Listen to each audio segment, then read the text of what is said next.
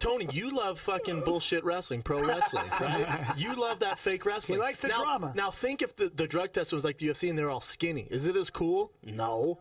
You watch pro wrestling because they're these characters. They look like superheroes. Well, CM Punk... Take away drug tests and see what happens. Well, here's a bad example, Doug. CM Punk is like one of the biggest wrestlers in the world, and he's 100% clean. He's the exception. But there's a good example. No, the WWF went through what UFC's going through now back in that Hulk Hogan thing in the mid-early 90s. It was huge. And so they had to eliminate it. They have to do it themselves. They have like a super strict policy. Bro. I'm serious. Super strict? Yeah. You tell me Batista and The Rock are clean?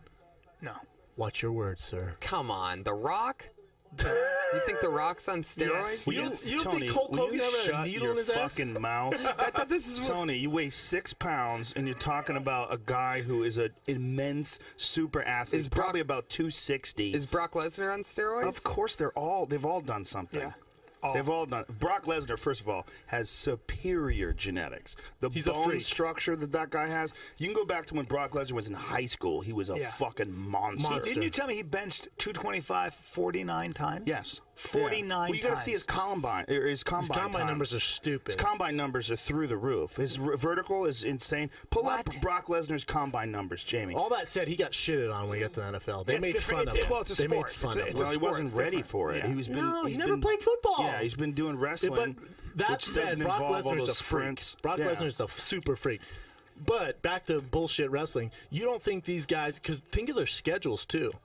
Their schedule's fucking insane. Every night. You're not eating protein shakes and staying on that schedule, my man. I hate to piss on your sport or your entertainment. I mean, well, those guys are constantly not getting enough sleep. Never, they're flying in. Yeah, it's a brutal, brutal schedule. You talk to someone who's in that business, it's brutal, man. And they have to. A lot of times they have to pay for themselves. They have to own rental cars and then bill the company. It's a brutal circus of shit. Totally. You think Triple H is fucking clean? You don't get a neck like my waist. I don't know what Triple H is doing. That's an interesting one. I mean, he's a fucking monster. He's shaped weird. What about Batista, dude? Look, Batista's the worst. Rock? I don't even acknowledge that Batista was ever even in pro. He's so terrible. What are you talking about? He was great in Guardians of the Galaxy. Phenomenal. You're a mess. No. How dare you? No. Guardians of the Galaxy. Disappointed. You're watching Talking Trees and shit. That movie was great. Talking Trees and shit. Oh, you're out of your mind. Jurassic Park's a motherfucker. What's a good movie to you? Mad Max was great. I didn't see it. I heard it was awesome. You're gonna fucking love it. You know what? Too much action. You know what's dope, dude? That I didn't see until this weekend when I was flying back from Mexico. John Wick.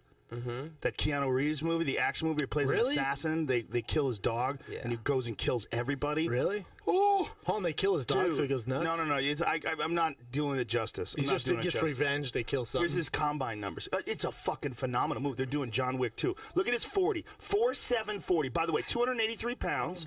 4.740, 35-inch vertical jump, long jump, 10 feet. Standing long jump, 10 feet, bench press, 225 for 30 reps.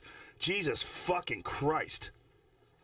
A running back living in the body of a defensive end.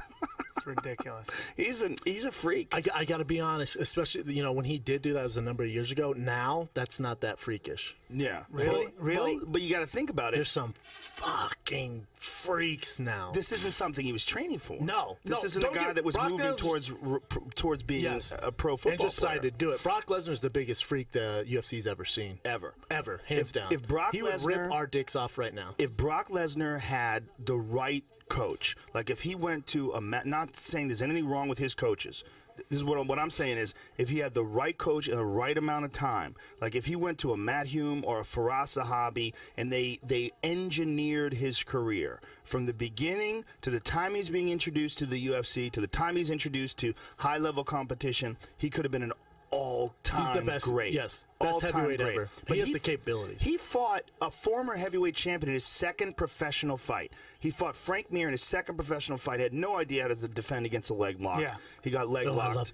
That's my favorite fight of all time. Great fight. Frank Mir's a bad motherfucker. But then in his third fight after that, he fights Heath Herring, beats the shit out of Heath Herring. Then he fights Randy fucking Couture, stops Randy Couture in his fourth professional fucking fight. Yeah, but Randy Couture was like fucking in a wheelchair to the octagon, and then here's fucking Brock Lesnar. Still, it doesn't matter. He's still, for the fourth professional fight, insanely impressive.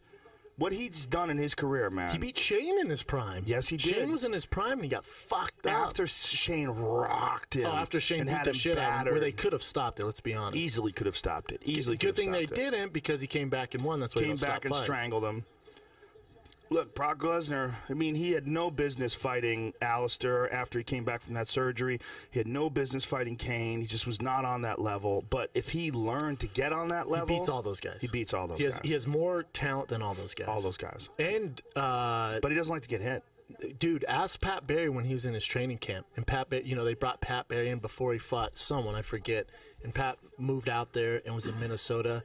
And he said he'd only train like 2 or 3 times a week. And they were sparring. And Pat, Pat goes hard. Pat was a trained partner of mine for years. Pat goes really hard. He's a motherfucker, man. He's a beast stand-up.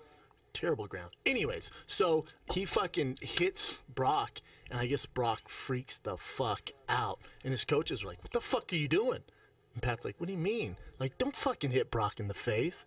Pat was like, what the fuck am I doing here then? And they're like, you just paw, man. Just feel it out. What? Yeah, and Pat was like, this is some bullshit.